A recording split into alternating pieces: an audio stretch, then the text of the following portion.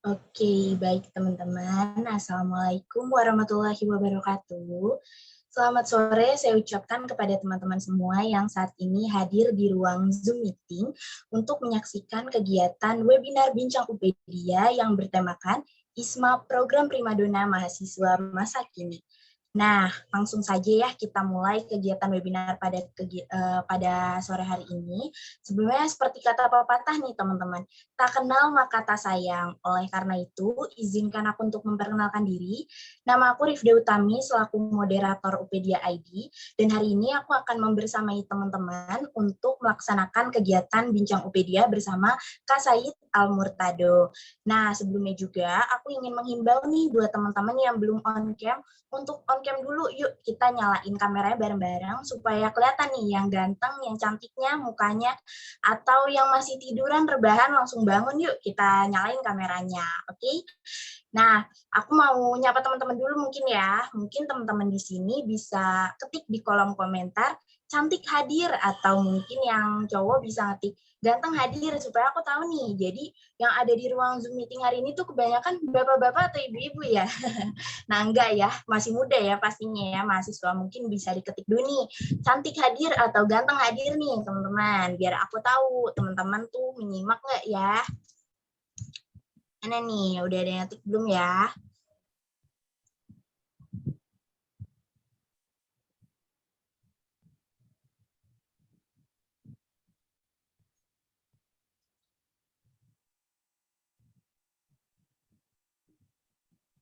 Boleh.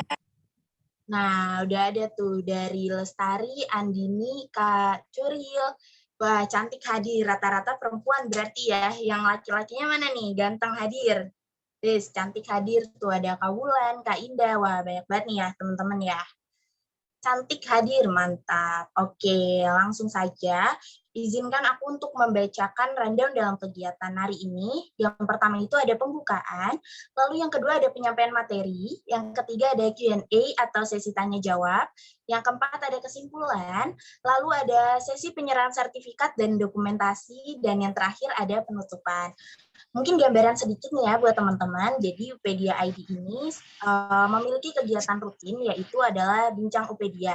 Di mana Bincang Upedia itu mengundang banyak pembicara-pembicara yang sangat luar biasa nih teman-teman. Nah, salah satunya pembicara pada hari ini yaitu Kak Said Al-Murtado.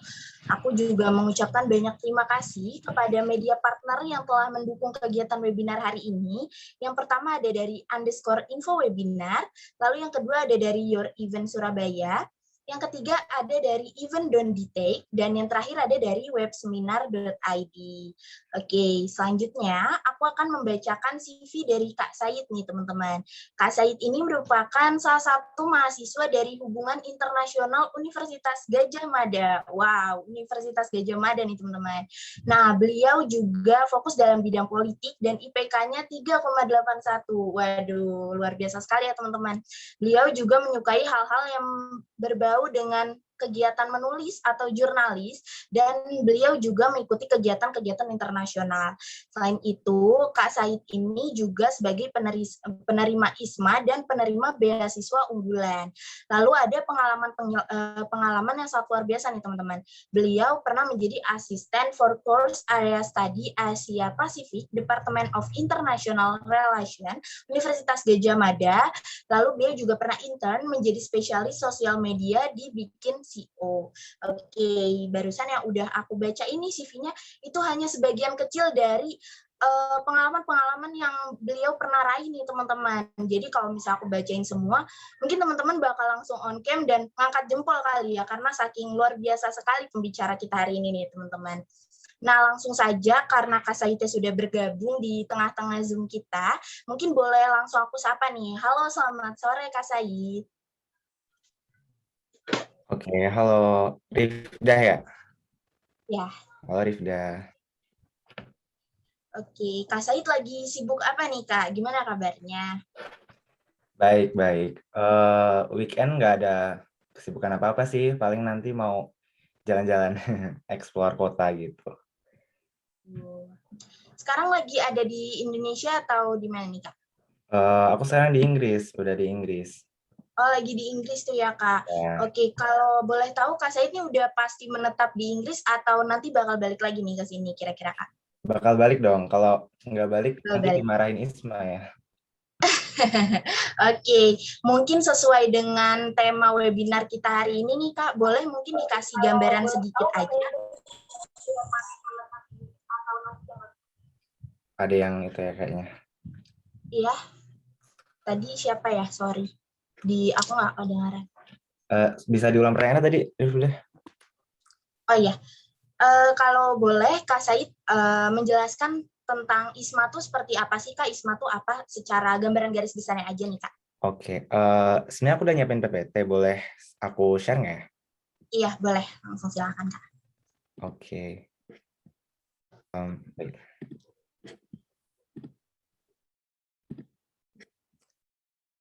Kelihatan belum ya? Iya, udah kelihatan di aku, Kak. Oke, ya. Halo teman-teman, jadi buat hari ini aku bakal cerita-cerita aja soal ISMA. Kayak yang udah dikenalin tadi sama Rifda, aku dari HIUGM 2019. Dan sekarang aku lagi kuliah di University of Sussex di Brighton, in United Kingdom. Nah, jadi ISMA itu apa sih? Tadi diminta jelasin Rifda ya, ISMA itu apa? ISMA adalah salah satu dari programnya Kampus Merdeka, yang ya tujuannya tahu lah ya Kampus Merdeka apa, ada banyak sekali program. Nah, tapi ISMA sendiri pendanaannya dari LPDP, jadi yang menyelenggarakan emang Kemendikbud, tapi pendanaannya dari LPDP. Kemudian apa sih sebenarnya isinya itu? Kita bakal studi 1 semester. Kita bakal belajar kuliah di sini selama 1 semester di universitas terbaik dunia. Ada dari ranking 100 besar sampai 500 plus gitu. Jadi ada banyak pilihan universitas yang bisa dipilih. Kalau nggak salah tahun ini ada sekitar 60-an universitas. Kemudian uniknya lagi sama kayak program kampus mereka yang lain, ISPA juga bisa disetarakan hingga 20 SKS. Jadi kita nggak perlu ngulang lagi semesternya gitu ya. Meskipun nanti ya ada syarat dan ketentuannya gitu. Mungkin tergantung sama jurusannya teman-teman di Indonesia. Nah, terus nanti sama ISMA itu kita bakal milih mata kuliah yang sesuai dengan 10 kompetensi dari ISMA. 10 kompetensinya apa? Aku nggak begitu ingat, tapi ada kayak 10 gitulah pokoknya. Oke, itu dulu Rifda. Atau gimana? Mau langsung aku lanjutin aja atau? Boleh langsung dilanjut aja, Kak. Nanti kebetulan setelah selesai penyampaian materi, kita ada sesi tanya-jawab di akhir ya, Kak. Oke, oke. Oke, aku lanjut ya. Ini ISMA in general. Habis itu aku mau jelasin soal persyaratan umumnya. Mahasiswa semester 4 sampai 7 di perguruan tinggi di bawah Dikti Kemendikbud. Ini penting buat di underline ya, soalnya ada temanku yang dia gagal berangkat karena dia udah di atas semester 7. Padahal dia lolos ISMA. Jadi ya kalau misalnya emang kalian nggak sesuai semesternya ini, mending nggak usah daftar aja. Kemudian IPK-nya minimal 3, terus ada sertifikat kualifikasi bahasa Inggris, itu bisa TOEFL IBT 80, TOEFL ITP 550, IELTS 6, dan ini Duolingo English Test ada 100. Terus dinominasikan oleh perguruan tinggi asal. Maksudnya dinominasikan itu gimana? Jadi biasanya masing-masing universitas di Indonesia ada apa namanya proses seleksinya sendiri gitu. Terus nanti yang berhasil kayak yang bisa memenuhi syarat-syarat yang diminta oleh kayak kantor international office-nya itu nanti bakal dapat surat nominasi dari perguruan tinggi asal. Ini aku bilang persyaratan umum karena masing-masing universitas host university atau universitas yang bakal kita belajar di sana itu punya persyaratan masing-masing. Kayak IPK-nya mungkin ada yang minta 3,25, 3,5 dan sebagainya. Ada yang bahasa Inggrisnya mintanya lebih tinggi dari ini. Misalnya kalau Sasek itu Duolingo English Test-nya itu minimal 105 dan nggak boleh ada subscore itu yang di bawah 90. Itu contohnya. Jadi ini persyaratan umum. ISMA maunya kayak gini, tapi tiap-tiap universitas punya persyaratan sendiri yang udah ada juga udah direkap gitu sama ISMA. Terus aku lanjut dulu. Nah, ini tahapan pendaftarannya. Sebenarnya ada 2 tahapan doang. Yang pertama itu seleksi berkas sama IC. Jadi di proses ini pertama kita ikut seleksi di perguruan tinggi dulu, perguruan tinggi asal kayak udah aku bilang tadi, untuk dapetin surat nominasi. Ini beda-beda tergantung universitas kalian. Kalau aku sendiri di UGM kemarin kayak aku harus ngumpulin berkas-berkas kayak surat aktif, surat rekomendasi dosen, motivation letter, kartu hasil studi dan sebagainya. Itu dikirim ke international office untuk kemudian dapat surat nominasi untuk daftar ISMA. Nah, daftarnya sendiri lewat web Kampus Merdeka, nanti isi data diri dan sebagainya, terus unggah berkas-berkasnya. KHS itu ya, kartu hasil studi yang buat bukti IPK kalian segitu. Nah, kemudian selain unggah berkas, kita juga harus ngerjain soal-soal IC nih. Soal-soalnya itu tentang diri sendiri, terus rekam jejak akademik, sama kayak rencana pas kamu mau ISMA, dan setelah ISMA tuh kamu mau ngapain gitu. Kalau kemarin sendiri ada 4 pertanyaan. Kayak yang pertama tuh suruh jelasin rekam jejak akademik, kayak gimana prestasi akademik kamu dan kayak gimana kamu mencapainya gitu. Kemudian yang kedua kayak gimana rencanamu untuk engage sama local communities di sini, sama international communities di sini. Terus yang ketiga kayak jelasin gimana cara kamu ngadepin kesulitan akademik gitu selama perkuliahan, selama kamu kuliah di Indonesia. Terus yang terakhir juga aku agak lupa, tapi kalau nggak salah kayak apa yang akan kamu lakukan setelah ISMA gitu, kayak ya apa yang akan kamu berikan. Ini gitulah, sebenarnya mirip-mirip LPDP sih. Terus yang kedua, kalau misalnya lolos nih, seleksi berkasnya, akan ada seleksi wawancara. Kemarin sih sekitar 10-15 menit, lewat Zoom kemarin ya. Terus ini tuh sebenarnya intinya kayak sebagai verifikasi aja dari apa yang udah kamu tulis di essay. Bener nggak sih yang kamu tulis tuh? Kamu bisa bukan bertanggung jawab kan, tapi kayak kamu beneran nggak sih nulisnya? Nah, tapi pertanyaannya sendiri juga beragam gitu. Pertanyaannya bisa sesuai IC, bisa juga soal diri sendiri, soal rekam jejak selama kuliah. Misalnya aku ditanyain soal, oh kamu ikut apa sih, ikut organisasi apa gitu di perkuliahan. Terus apa yang bisa kamu kasih ke organisasimu setelah kamu balik dari ISMA. Itu misalnya. Itu kemarin aku ditanyain kayak gitu. Habis itu, kenapa kamu memilih universitas ini atau negara ini? Kemarin aku ditanyain kenapa milih University of Sussex. Terus kayak ya udah aku jelasin. Nanti ada pertanyaan-pertanyaan biasa lah. Nanti tinggal pengumuman. Nah, mungkin yang agak beda di sini adalah kan masing-masing universitas punya kuota gitu ya, kuota berapa yang akan mereka terima.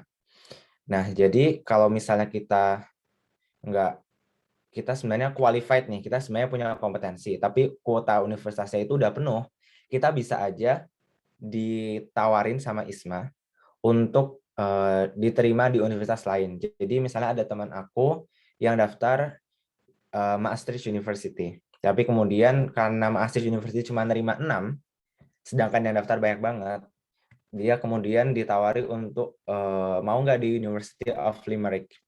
Jadi nanti sistem pengumumannya adalah, oh kamu udah keterima di University of Sussex, kamu terima apa enggak? Gitu. Nanti sistem pengumumannya kayak gitu. Kemudian, tapi itu yang kemarin ya, bisa aja kalau yang ke depan-depan nanti ada perubahan dan sebagainya. Tapi kalau yang aku ceritain tentunya berdasarkan pengalaman aku kemarin. Apa aja sih yang bisa dipersiapkan buat teman-teman yang mau daftar ISMA? Nah, yang pertama menurut aku adalah meningkatkan IPK. Mungkin orang-orang ada yang bilang kayak IPK nggak penting, IPK udah nggak relevan dan sebagainya. Tapi kalau menurutku IPK itu apa ya? Kayak bukti bahwa kamu bertanggung jawab sama studi kamu gitu. Bukti bahwa kamu emang belajar, bahwa bukti bahwa kamu emang mengerjakan tugas-tugas akademik dengan sungguh-sungguh. Nah, ISMA ini tentunya pengen milih kandidat yang punya kemampuan akademik atau tanggung jawab akademik yang baik sehingga bisa mengikuti perkuliahan di sini selama di luar negeri. Makanya IPK penting. Kemudian yang kedua, mempersiapkan tes bahasa Inggris. Nggak cuma persiapan ngerjain soalnya aja untuk dapetin nilai bagus, tapi juga mungkin biayanya, karena emang tes bahasa Inggris nggak murah. Kemudian misalnya waktu tesnya kapan, jangan sampai terlalu mepet sama nanti deadline ISMA dan sebagainya, dan seterusnya. Jadi ini penting buat di 2 poin pertama ini penting karena adalah mereka punya angka gitu loh. Mereka adalah sesuatu yang quantified, bisa dihitung. Jadi 2 poin ini, kalau misalnya ada 10.000 orang yang bakal daftar ISMA ya, 2 poin ini bakal lebih mudah untuk memfilter 10.000 orang itu, misalnya biar jadi 3.000. Nah, jadi dengan pakai IPK dan bahasa Inggris kan gampang ya, tinggal nanti yang di bawah IPK, yang IPK di bawah itu atau bahasa Inggris di bawah itu bisa bisa dieliminasi. Jadi 2 poin ini emang menurutku bakal lumayan penting gitu buat bakal jadi penentu gitulah. Tapi ya ini asumsiku juga sih. Cuma ya nggak ada salahnya kan. Intinya kayak ya dibagusin aja lah IPK sama bahasa Inggrisnya. Habis itu meningkatkan prestasi akademik maupun non-akademik termasuk mengasah soft skill. Ini juga aku nggak begitu tahu sih apakah ini benar-benar di-consider sama ISMA, tapi tentunya kalau kalian punya pengalaman organisasi, punya apa menang lomba, itu bakal jadi nilai plus banget gitu, terutama untuk ngerjain essay dan interviewnya. Dan interview kalau misalnya ditanya soal pengalaman leadership itu kan nanti kamu bakal bisa jawab. Kemudian menurut aku yang penting juga adalah mengenal diri sendiri. Kamu mau jadi apa besok setelah lulus? Kenapa kamu harus ikut ISMA? Apa yang mau kamu capai ke depannya gitu. Karena nggak tahu ya, kalau yang proses seleksi UGM kemarin kan ada motivation letter, dan aku motivation letter tuh bikinnya kayak personal story itu, kenapa aku ikut ISMA, kenapa aku milih SASEC, kenapa aku tertarik ngambil matkul-matkul ini. Nah, itu reflecting banget ke diri sendiri, kayak apa yang emang mau aku capai ke depannya. Selama proses ISMA ini aku kayak menemukan apa yang pengen aku lakuin gitu. Apa cita-cita yang pengen aku capai itu aku kayak tetapkan selama proses ISMA ini, karena emang sambil reflecting. Jadi lebih bagus lagi kalau teman-teman udah mengenal diri sendiri dari lama gitu. Jadi nanti buat nulis essay, buat jawab pertanyaan wawancara itu gampang karena ya kalian udah tahu apa yang kalian mau gitu. Habis itu penting juga untuk dekat dengan dosen ataupun orang dengan jabatan profesional lainnya, itu untuk memudahkan kalau perlu surat rekomendasi. Jadi kalau misalnya kayak universitas kalian kayak UGM gitu yang minta surat rekomendasi dari dosen, nah itu penting buat dekat sama dosen atau yang lainnya supaya kita bisa minta surat rekomendasi ke mereka. Terus juga nggak bisa dipungkiri, meskipun banyak biaya yang di-cover sama ISMA dan aku akan jelasin nanti, tapi juga ada biaya-biaya yang nggak di-cover, kayak biaya pembuatan paspor. Itu nggak di-cover sama ISMA. Biaya tes bahasa Inggris juga nggak di-cover. Nah, pembayaran visa itu di-cover, tapi kita harus bayar sendiri dulu. Jadi kayak nanti istilahnya reimburse atau diganti sama ISMA. Nah, sedangkan visa juga nggak murah gitu ya. Jadi emang biaya itu juga sesuatu yang perlu dipertimbangkan. Terus peralatan pribadi, misalnya kalau aku kan berangkat nih di autumn ya, autumn sama winter, nanti semoga dapat winter. Jadi kayak perlu beli baju winter juga. Nah itu juga tentunya nggak di-cover sama ISMA. Jadi ada 5 poin di sini kalau mau mempersiapkan soal ISMA, IPK, bahasa Inggris, prestasi, diri sendiri, ada 6 ya, dekat sama dosen atau orang jabatan profesional lain, sama persiapan biaya. Aku lanjut, semoga nggak kecepatan ya, soalnya waktunya juga terbatas. Oh, di jam sini. Oke, ini biaya yang di-cover sama LPDP atau ISMA, itu ada visa, transportasi ke Jakarta dari daerah asal, transportasi hingga sampai host uni, jadi pesawat, terus mungkin transportasi dari airport ke host uni itu juga di-cover. Asuransi, reimburse, karantina juga reimburse, settlement allowance itu 1 kali living allowance di awal. Jadi kan kita butuh banyak biaya gitu ya untuk settlement, semuanya kita beli barang-barang, beli peralatan dapur dan sebagainya. Jadi ISMA ngasih 1 kali settlement allowance supaya lebih mudah kita untuk beradaptasi di sini gitu.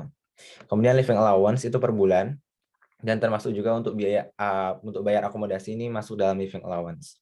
Terus ada tes PCR juga, itu reimburse juga. Terus registrasi dan tuition fee atau UKT itu ISMA bayarin langsung, LPDP bayarin langsung ke universitasnya. Aku sempat lihat biayanya, terus kayak mahal banget lah. Jadi emang ya kalau misalnya dapat harus benar-benar ya harus benar-benar belajarnya di sini.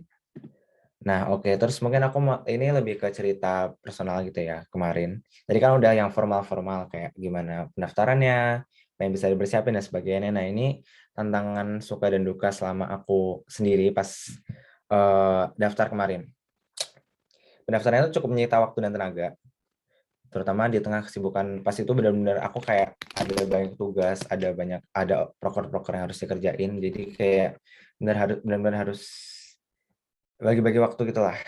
Karena kan harus nulis motivation letter, harus minta surat berbagai apa ya, yang dokumen-dokumen resmi gitu, kemudian harus tes bahasa Inggris, belum kemudian jawab IC-nya ISMA, terus riset universitas dan sebagainya. Jadi emang menyita waktu dan tenaga. Terus kemarin tuh waktu mendaftarnya singkat banget. Aku tahu soal ISMA itu sekitar pertengahan April dan deadline-nya adalah akhir Mei.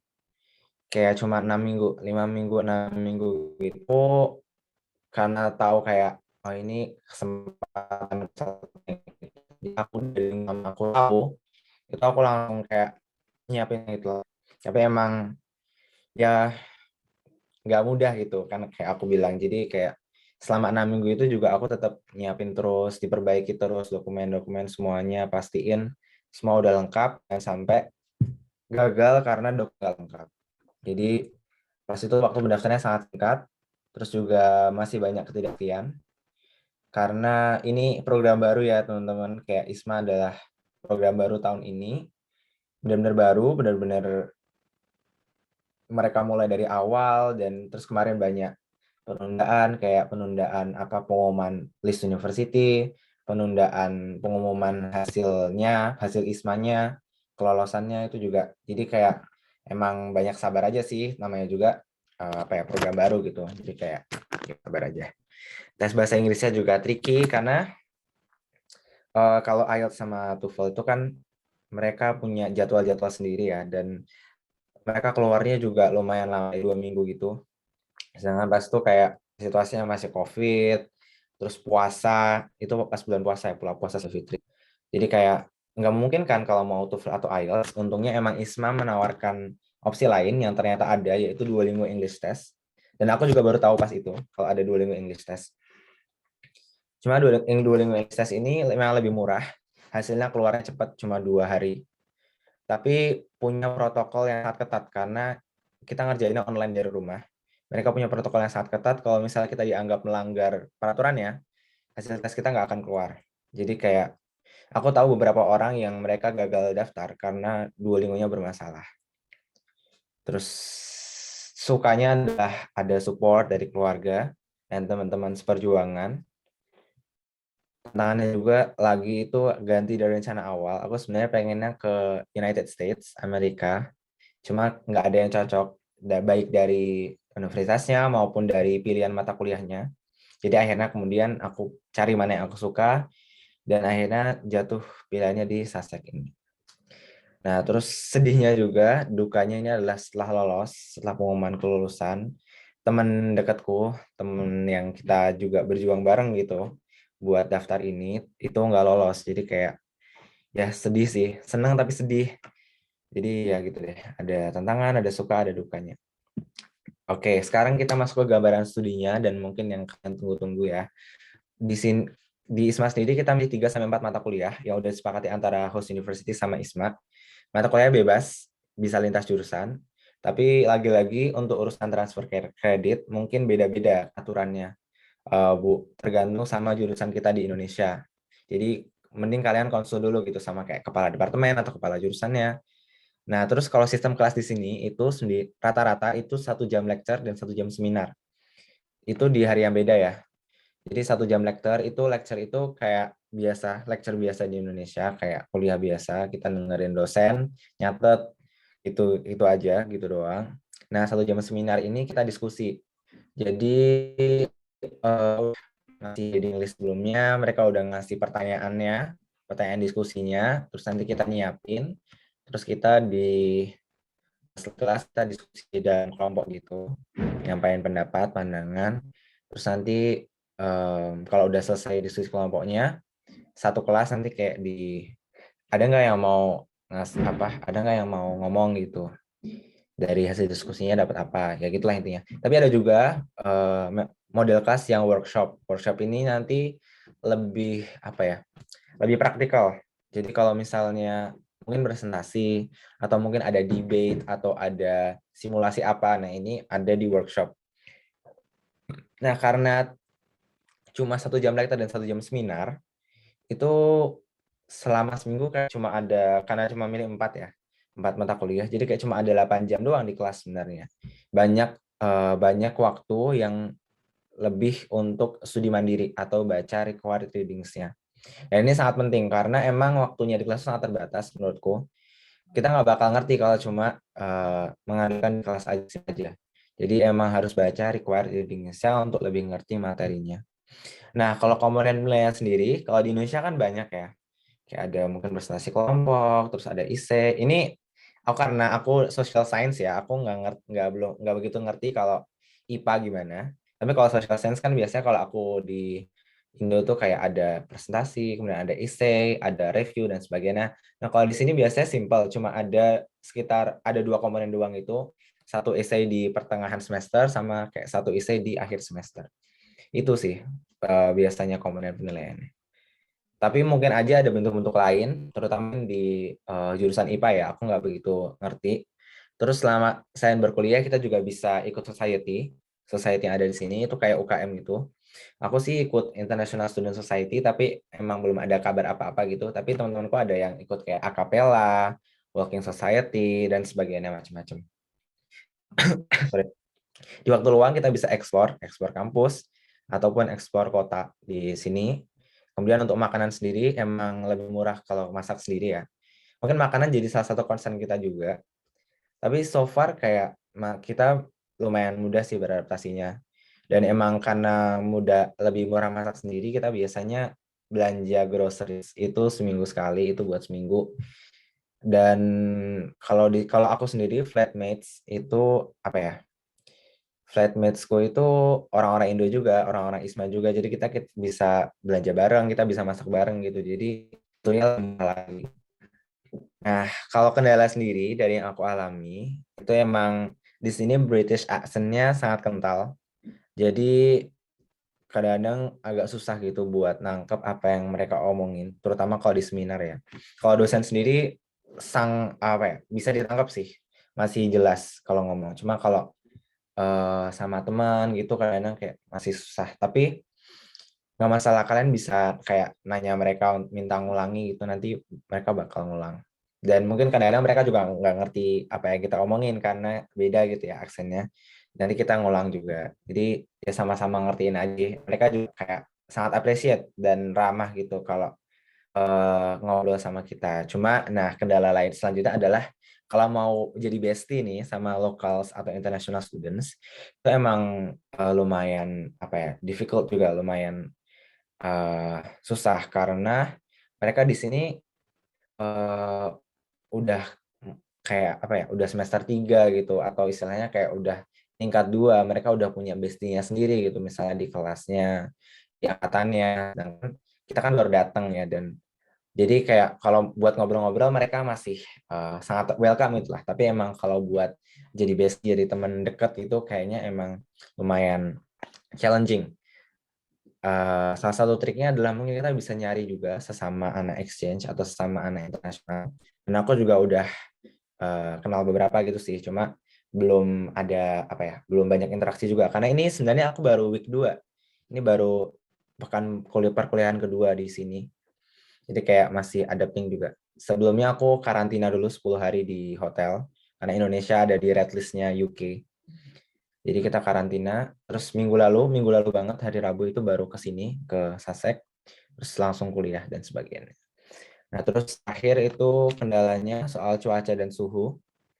Di sini sering hujan, UK itu sering hujan, tapi kebetulan hari ini cerah. Jadi kalau cerah tuh senang banget gitu lah, karena ya semuanya jadi lebih cantik. Terus suhunya juga dingin. Jadi meskipun cerah gini, bisa aja di luar tuh dingin banget karena suhunya emang rendah dan angin bikin suhunya lebih dingin lagi gitu. Cuma ya so far aman-aman aja sih. Kita kayaknya belum ada yang sakit gitu. Paling kayak batuk pilek aja. Di sini emang lagi pada freshers flu juga, namanya freshers flu. Jadi kayak flu karena kita adapting ke new environment gitulah. Nggak cuma anak-anak ISMA aja, anak-anak anak-anak lokal sini juga ada yang kena freshers flu. Oke, ini mungkin beberapa foto yang aku ambil selama di sini. Ini kita di padang rumput atau apa ya namanya? Ya pokoknya ini kayak di belakang Sussex gitu. Itu ada bukit, terus kita ke sana buat jalan-jalan. Terus ini itu kemarin aku ambil pas Jumatan. Jadi di sini lumayan inklusif banget sih, bukan lumayan, sangat inklusif sih menurutku. Kita yang Muslim juga nggak usah khawatir karena ada Islamic Society-nya.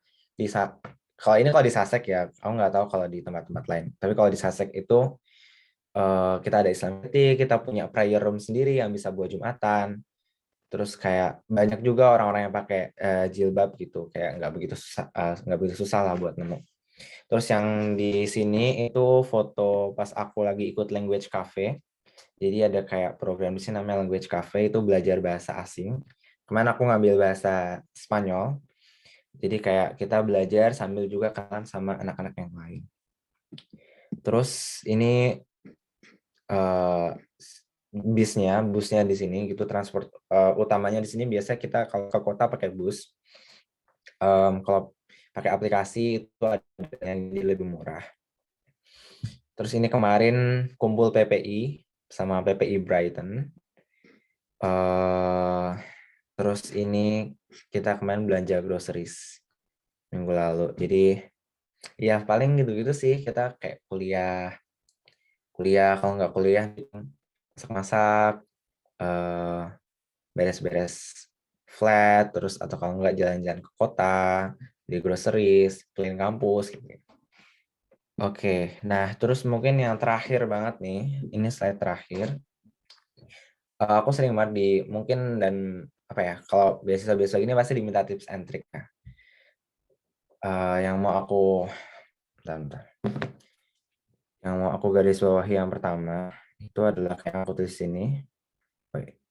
Privilege matters. Jadi buat yang mungkin belum tahu apa itu privilege itu kayak kemewaan yang kita dapat karena kelahiran kita gitu. Itu bisa material, bisa soal identitas, misalnya suku, agama dan sebagainya, itu ada jenis privilege. Nanti mungkin bisa cari sendiri.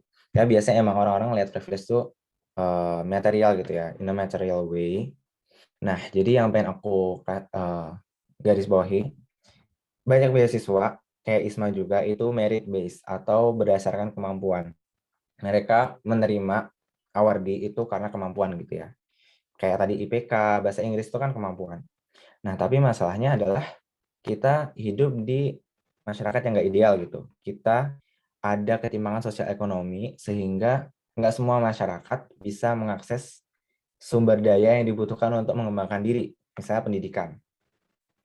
Jadi aku lolos ISMA ini ya bukan cuma karena aku kerja keras tadi itu yang sampai ada suka duka segala macam, tapi juga karena aku udah punya privilege, aku udah punya keistimewaan, jadi privilege-nya berperan gitu.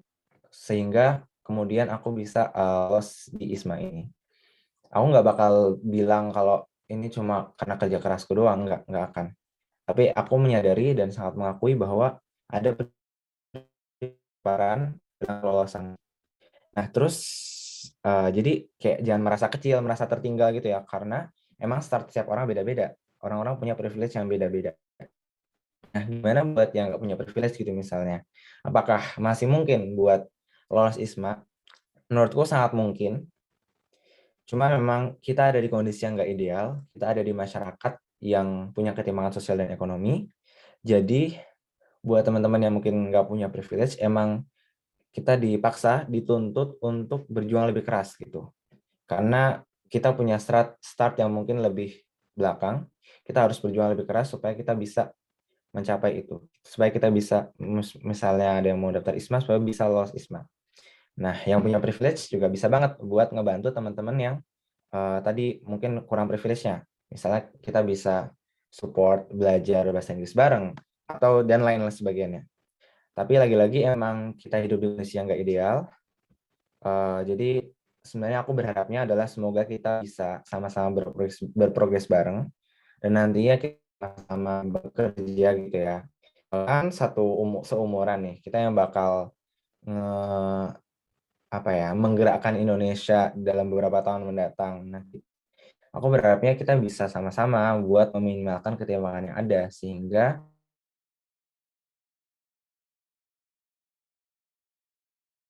bisa punya kayak gini. Tapi baik lagi privilege. Jadi ya itulah pokoknya. Aku menyadari banget kalau di sini kalau misalnya aku nggak punya privilege yang aku punya sekarang. Oke, terus aku bakal masuk ke tips and triknya. Kenapa aku nulis banyak berdoa pada Tuhan di pertama banget itu karena emang aku ngerasa ada faktor keberuntungan yang sangat besar gitu.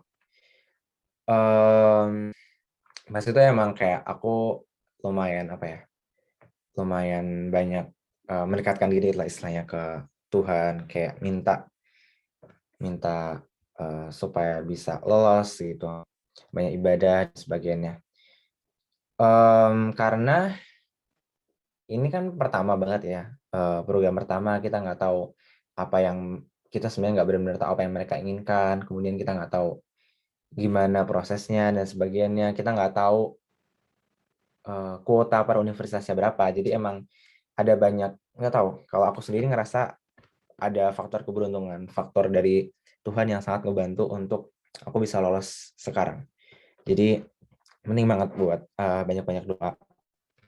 Nah, kemudian yang kedua itu riset host university-nya dengan teliti. Misalnya seimbangkan antara kamu pengen di mana dan kapasitas kalian seberapa gitu. Jadi kayak mungkin emang kalau kalian menyadari oh mungkin ada banyak banget yang daftar di universitas ini, terus kayaknya nilaiku nggak begitu tinggi gitu. Jadi kalian bisa cari yang mungkin lebih di bawahnya gitu, tapi tetap bagus dan tetap kalian suka gitu.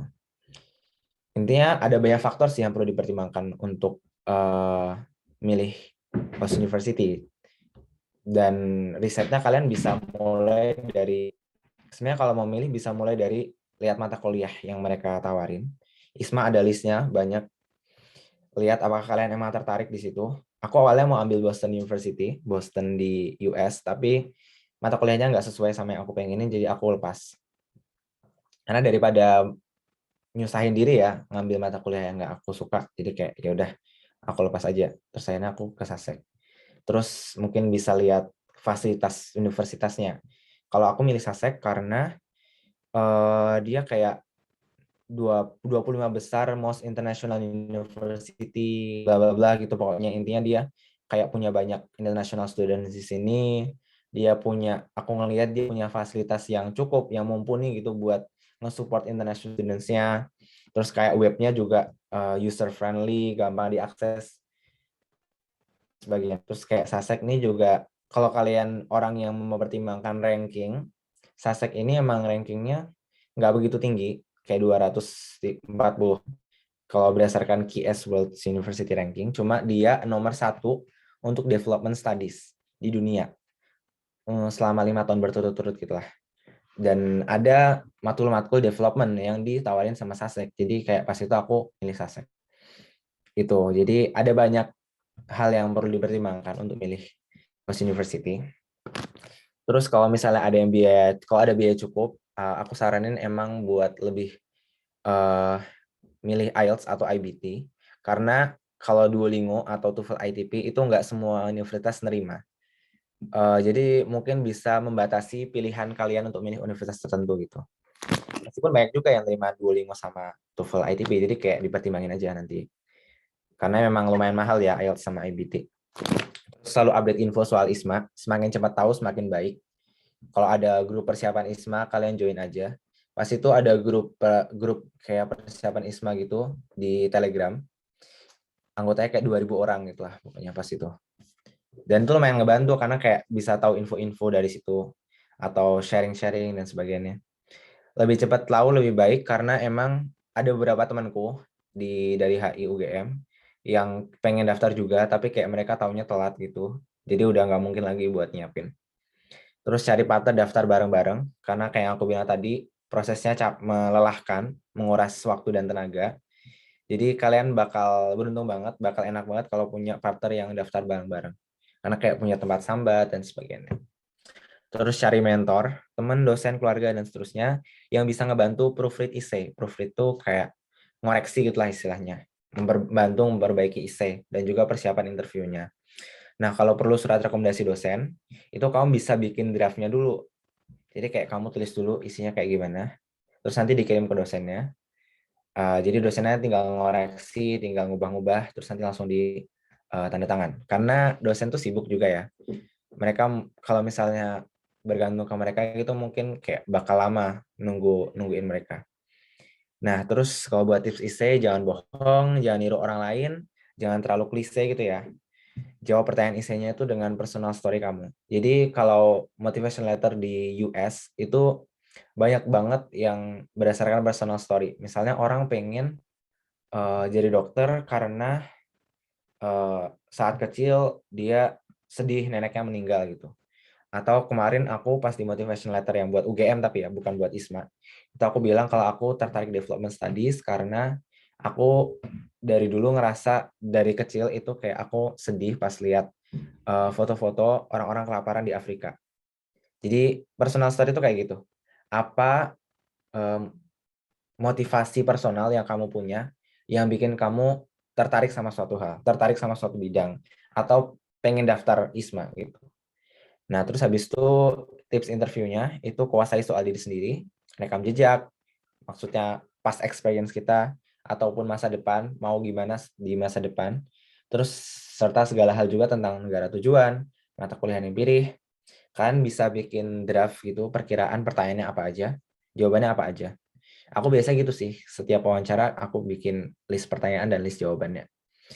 Jadi kayak jangan dihafalin tapi kayak diingat aja intinya apa, biar lebih gampang nanti kalau misalnya dapat pertanyaan kayak gitu. Oke, kayaknya aku udah terlalu banyak ngomong, sorry banget. Nah, Oke, cukup dari aku itu, Rifda. ya.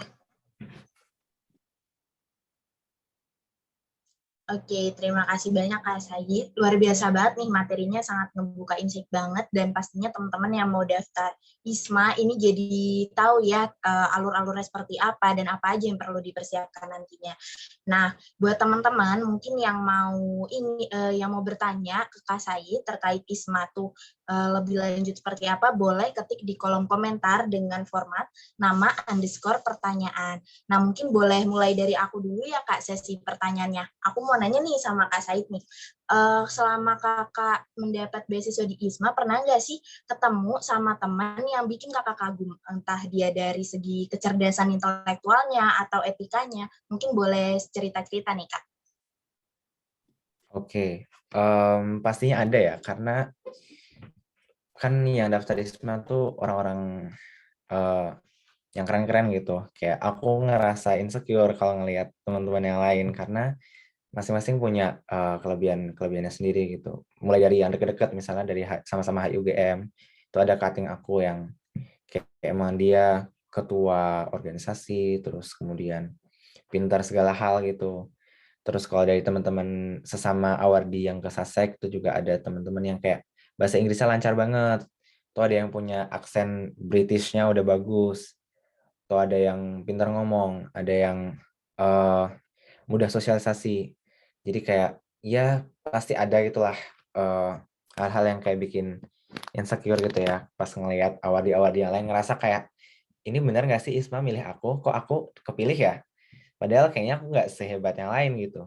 Tapi kayak ya udahlah, nggak mungkin juga kayak Isma asal-asalan milihnya. Jadi tetap percaya diri aja kalau kayak gitu, karena lagi-lagi setiap orang juga punya timeline hidup yang berbeda-beda, punya start hidup yang berbeda-beda, punya kelebihan yang berbeda-beda. Jadi kalau aku sendiri kayak ya udahlah percaya diri aja. Dan juga tapi tentunya juga tetap berusaha mengembangkan diri gitu ya, buat mungkin memperbaiki apa-apa yang masih kurang dari diri kita. Tapi nggak harus juga kayak ngikutin orang lain gitu. Perbaiki aja apa yang mungkin masih kurang dan apa yang bisa diperbagus gitu lah. Oke, berarti tipsnya tetap harus mengembangkan diri ya, supaya kita bisa setara sama dia gitu ya, sama-sama mengembangkan diri gitu ya, Kak. Oke, terima kasih Kak Said atas jawabannya. Lanjut ada pertanyaan nih Kak dari Lestari.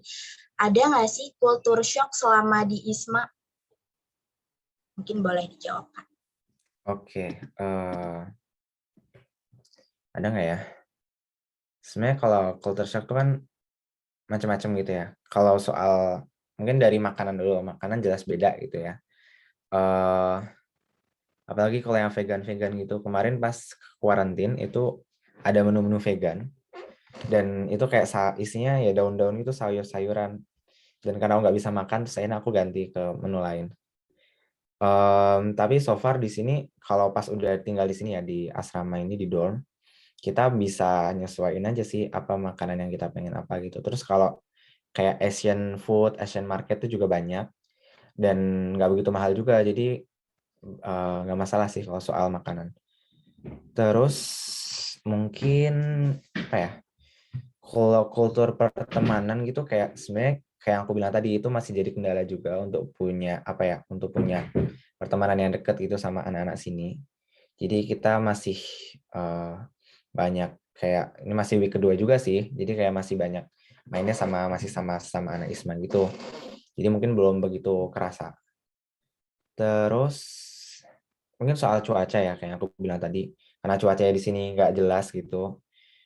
Jadi kita harus sering-sering lihat forecast atau ramalan cuaca buat mastiin buat apa ya?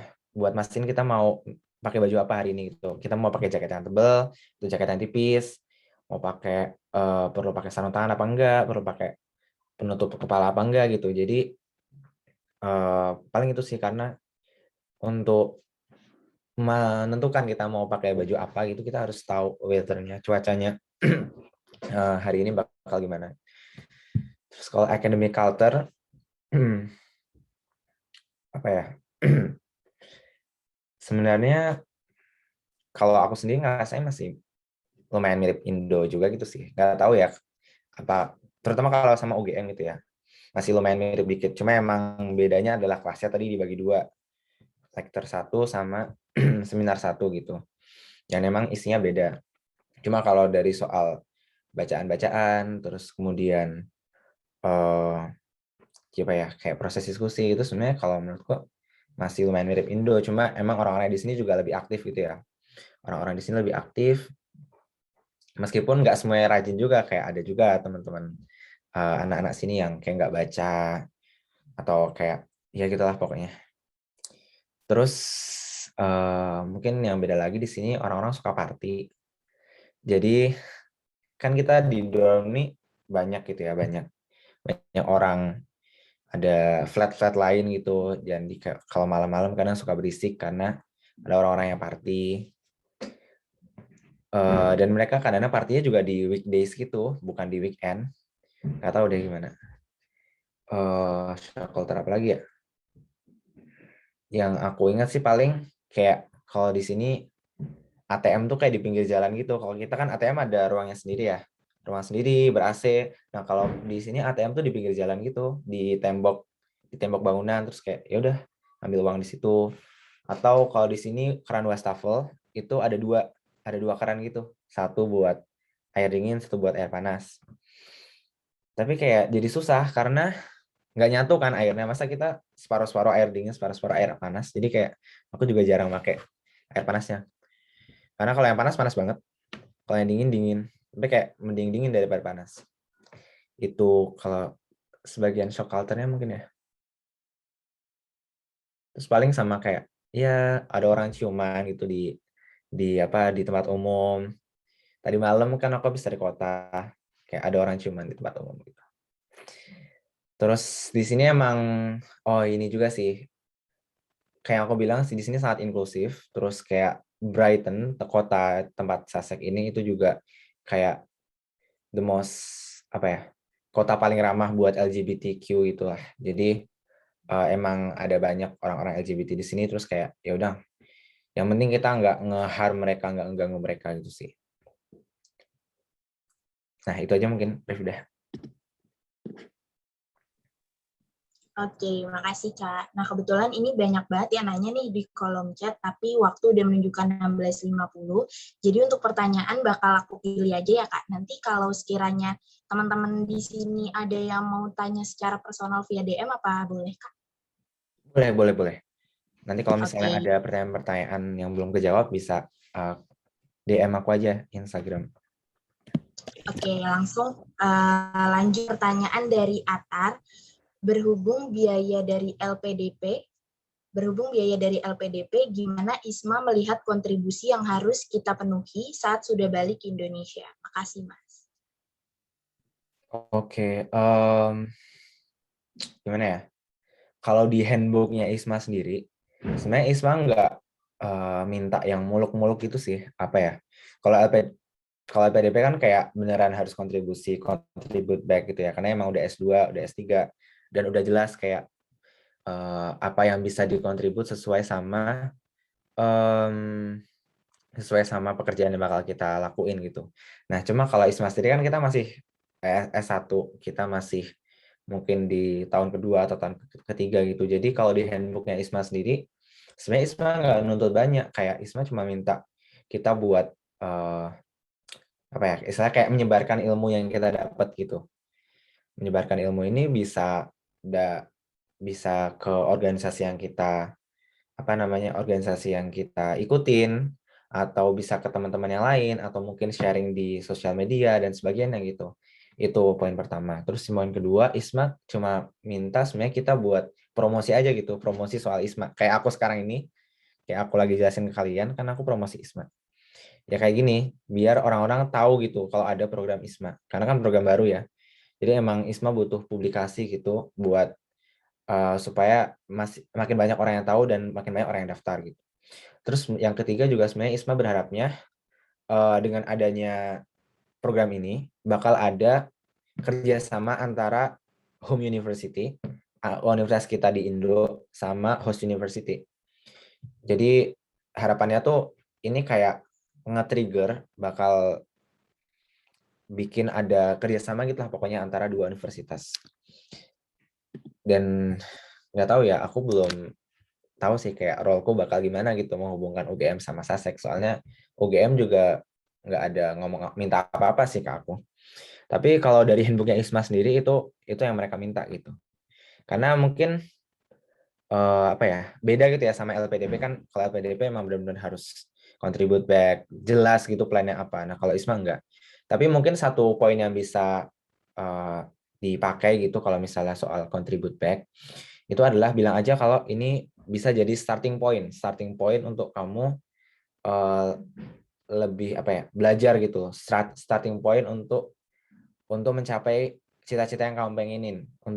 Jadi nggak kemudian habis kamu dari ISMA ini terus kamu langsung contribute back itu, langsung langsung mengabdi, langsung bekerja, kan enggak ya. Tapi kayak ini jadi starting point supaya kamu lebih ngerti apa yang kamu mau, lebih ngerti bidang yang kamu tekuni. Jadi nanti bisa ke depannya bisa contribute back. Itu bisa jadi salah satu poin sih. Oke, terima kasih, Kak. Lanjut ke pertanyaan selanjutnya. Ini ada dari Aurelia. Pendaftarannya kan untuk mahasiswa semester 4 sampai 7. Kalau sekarang kita masih di semester 3, apa kita bisa apply untuk semester 4 atau setelah kita di semester 4 baru kita bisa mendaftar? Jujur aku nggak begitu ngerti ya kalau persoalan administrasi gini, takut salah juga, tapi coba aku jawab aja. Kalau sepahamku, yang 4 sampai 7, mahasiswa semester 4 sampai 7 itu pas apa ya? Pas ISMA-nya gitu. Jadi kalau misalnya eh kayak aku kemarin kan daftarnya pas semester 4 gitu ya. Terus aku ngelakuinnya pas semester 5. Jadi pokoknya 4 sampai 7 itu periode pas kamu ngelakuinnya gitu sih, pas kamu ISMA-nya. Kalau aku nangkapnya gitu. Tapi mungkin kalau mau lebih jelas, lebih tepatnya lagi nanti bisa dikonfirm ke ISMA-nya. Oke, terima kasih Kak. Lanjut ke pertanyaan selanjutnya ada dari Tasya Anggilia. Kak mau nanya, kenapa lebih pilih University of Sussex untuk program ISMA ini? Karena setauku kan masih banyak universitas terbaik di dunia. Kira-kira ada pertimbangannya kah? Thank you. Oke, baik lagi, iya sih kayak Sussex sebenarnya kalau ranking dunianya nggak begitu tinggi gitu ya. Ada yang lebih tinggi lagi kayak University of Pennsylvania atau kemudian ada University Malaya dan sebagainya. Sebenarnya aku yang paling pertama dilihat itu kalau aku mata kuliahnya. Jadi aku lihat satu-satu universitas, mata kuliahnya, apa yang menarik buatku. Pas itu aku kayak bikin spreadsheet gitu, bikin tabel, kayak ini universitasnya, mata kuliah yang tawarin apa aja yang aku suka, dia rankingnya berapa, ranking dunianya berapa, terus ranking buat social science-nya berapa gitu. Karena kan aku milih social science-nya. Jadi kayak social science-nya rankingnya juga berapa, terus lokasinya di mana. Jadi kayak ada banyak pertimbangan gitu kan. Nah, jadi emang kalau aku yang pertama dilihat emang mata kuliah. Enggak sih, sebenarnya rankingnya jadi aku nyari ranking yang pas di atasnya UGM, karena kalau kayak di bawahnya UGM agak gimana gitu ya, mending di UGM dong. Jadi aku nyari yang rankingnya di atas UGM, pertama itu. Habis itu yang kedua aku nyari yang mata kuliahnya aku suka. Terus habis itu pastiin kayak kita memenuhi persyaratannya gitu, kayak Duolingo, IPK dan sebagainya itu terpenuhi. Terus habis itu baru pertimbangin faktor-faktor lainnya. Kayak yang aku bilang tadi, aku ngerasa kalau SASEC itu punya fasilitas yang bagus untuk international students. Aku terus juga ngerasa kayak, oh tempatnya juga cocok, enak gitu. Kayak ini cuma sejam dari London gitu. Jadi kalau mau ke London tinggal naik kereta sejam nyampe. Terus apa lagi ya? Tadi itu juga sih kayak SASEC ini emang development studies-nya yang terbaik di dunia, nomor satu. Jadi kayak meskipun dia rankingnya deket-deket UGM, tapi kayak nggak apa-apa lah karena dia development-nya nomor satu. Itu kalau pertimbangannya ranking kayak gitu sih. Oke, mungkin 2 pertanyaan lagi ya, Kak.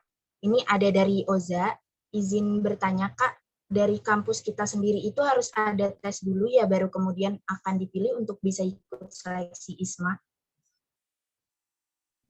Oke,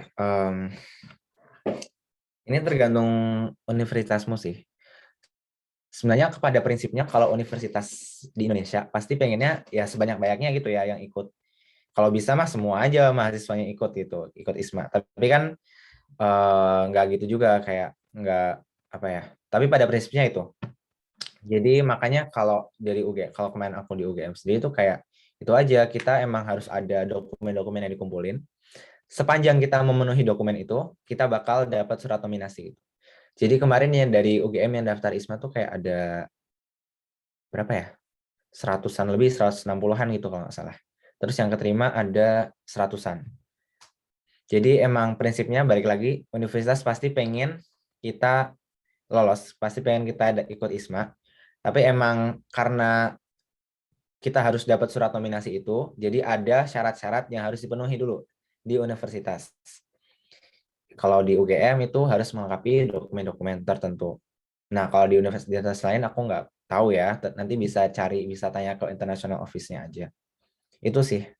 Jadi nggak benar-benar seleksi yang terus, misalnya 50 besar, cuma 50 besar yang keterima, itu menurutku nggak sih. Karena pasti universitas pengennya kita sebanyak-banyaknya gitu yang ikut ISMA. Oke, berhubung pertanyaan dari Kak Atar tadi udah dijawab oleh Kakak ya di kolom chat ya. Ya, untuk sesi Q&A atau tanya jawab kali ini kita cukupkan dulu mungkin ya Kak, karena waktu sudah menunjukkan pukul 16.59. Nanti sekiranya teman-teman yang memiliki pertanyaan boleh langsung chat DM secara personal ke Kak Said.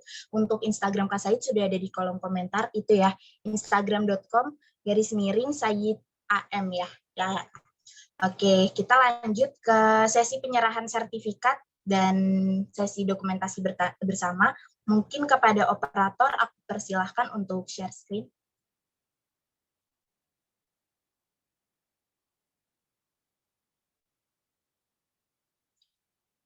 Oke, ini ada sertifikat ucapan terima kasih dari kami, teman-teman panitia UPedia ID, kepada Kak Said yang telah membagikan ilmunya kepada kita semua. Terima kasih banyak ya Kak Said. Oke, selanjutnya kita akan masuk ke sesi foto bersama. Mungkin teman-teman nih yang masih off cam nih, kebetulan masih banyak banget nih yang off cam. Yuk kita on cam dulu, yuk kita foto bersama yuk. Nanti dalam hitungan ketiga, aba-aba dari aku, kita bakal foto bersama. Operator udah siapkah untuk foto-foto?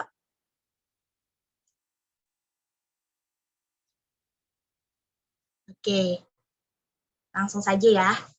Mungkin kita 3 kali foto kali ya. Nanti setiap hitungan ketiga. Oke, 1, 2, 3. Yang kedua, 1, 2, 3. Lagi, 1, 2, 3. Oke, terima kasih banyak teman-teman semua. Terima kasih juga Kak Said. Oke, terakhir aku akan membacakan kesimpulan dari kegiatan webinar pada hari ini. Mungkin untuk kesimpulan aku akan bacakan dari tips and trick yang telah Kakak share tadi ya, yang ada di PowerPoint. Sebentar. Oke. Kesimpulan untuk kegiatan hari ini, aku bakal bacain tips and trick dari Kak Said untuk teman-teman yang berminat dan ingin mendaftar ISMA. Yang pertama, itu banyak berdoa kepada Tuhan Yang Maha Esa. Terus yang kedua, simbangkan antara ingin di mana dan kapasitas kalian. Lalu yang ketiga, kalau ada biaya yang cukup, lebih baik pilih ILTS atau IBT.